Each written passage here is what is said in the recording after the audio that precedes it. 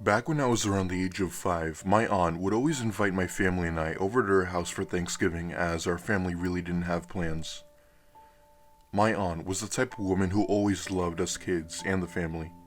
She'd take us everywhere and always liked to have fun, and she's also very charismatic. Our family liked the fact that she had invited us to her house. I hate to say it, but my aunt was very lonely as her husband, aka my uncle, died in a car accident a few years back, so we felt that she needed company, and I mean, who wouldn't in that situation? However, there was this one time where we went to my aunt's house for Thanksgiving, and it was not a pleasant experience. Because of what happened, I will never celebrate Thanksgiving again. It was 2010, and my sister and I were around the ages of 12 and 13. I was the type of kid who was more focused on schoolwork, and I did a bit of gaming here and there and hung out with friends. My sister, on the other hand, had a very, if any, little interest in school. She would always fail her classes and sometimes walk out of the classroom. As for her free time, she'd mostly be at the mall with her friends. Anyway, my mom and dad gets the invite from my aunt for us to come over, and we of course say yes.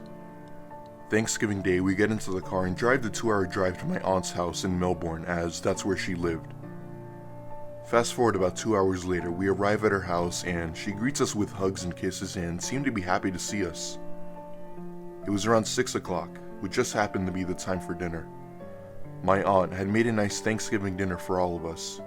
Stuffing, mashed potatoes, green bean casserole, cranberry sauce, and, of course, turkey.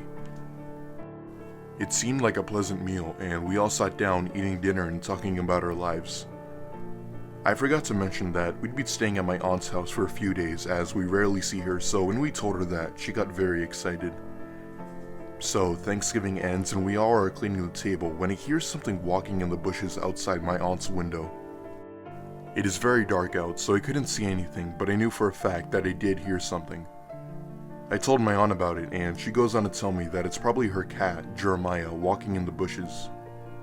It didn't make much sense considering the fact that it sounded a bit louder than a cat, but whatever. So fast forward about an hour later, my family and I start getting ready for bed. My mom and dad would be taking the guest bed while my sister and I got the bunk beds in another room. The room we got sucked. There was no AC as it didn't work, and the room honestly felt like a sauna, and it didn't help that the fact that the blankets we were using were made out of rough material, which made it even hotter. Anyway, I tried my best to go to sleep, and I eventually did for about a half hour before waking up to dying of heat. It was near wintertime, so I then decided to open the window to at least get some fresh, cool air in the room. I breathed a sigh of relief, enjoying the cool air that hit my face when I for some reason turned to my left and saw an outline of what looked like a person crouched down by some plants. I gasped and let out an oh crap before closing the window and blinds. My first instincts were either to tell my parents or my aunt, but me being a kid, there was a very small chance that they would actually believe me. The only thing I could do was try to go back to sleep, and eventually I did. Morning had finally come, and I still decided not to tell anyone what I had witnessed the previous night. We all went out for breakfast at a nearby IHOP and went home after that. Everything seemed to be going fine that day, and thankfully nothing happened that night. The next night, however, I had an encounter with who or whatever it was the second time. I was in my bed and my sister was already well asleep at this point. Me, on the other hand, was not asleep because I couldn't go to sleep. I had this sudden urge to stay awake. I then decided to look out the window, and there it was, out of my aunt's backyard. It was a person, I guess, but the creepiest thing about it was that their arms were down to their feet. I have never seen that in my life.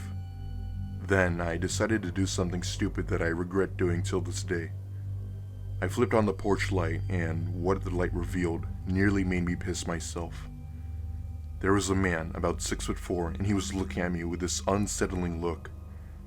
However, I noticed that he was hiding something behind his back. I was not going to stick around to find out, so I went out of the room to get my dad. My dad seemed annoyed that I woke him up, but got out of bed to take a look. But of course, the man was gone by then, and my dad said that I was seeing things that I probably needed to start going to bed earlier. The next day, I really tried hard not to think about what I saw and just continue my day. However, that all changed when my aunt told me to feed Jeremiah and put food in his bowl. As I was putting food in his bowl, I saw him standing across the street giving me a wave. I ran inside telling everyone that the man was there, and my dad once again checks it out, but the man was already gone. I then started to wonder if my dad was right and that my mind was playing tricks on me. That night, I tried to go to bed as early as possible, and tonight was our last night at my aunt's, so I figured that it would go away once I leave. So I'm in bed under the covers and somehow have the strong feeling that I'm being watched somehow. I looked out my window, but no one was there, and I was starting to get a bit paranoid. At one point, I finally did fall asleep, but I was awoke to a loud creaking noise. It only took me about 10 seconds to figure out what it was. It was the closet door. The thing is that the door was somewhat open, and I had the sudden urge to look inside the closet. I got up and opened the closet and saw the exact same man looking down at me. I couldn't hold it in anymore. I started screaming nonstop before my mom and dad came rushing in, with my dad tackling the man to the ground. My dad is a huge guy, so he knocked him out with one punch to the head.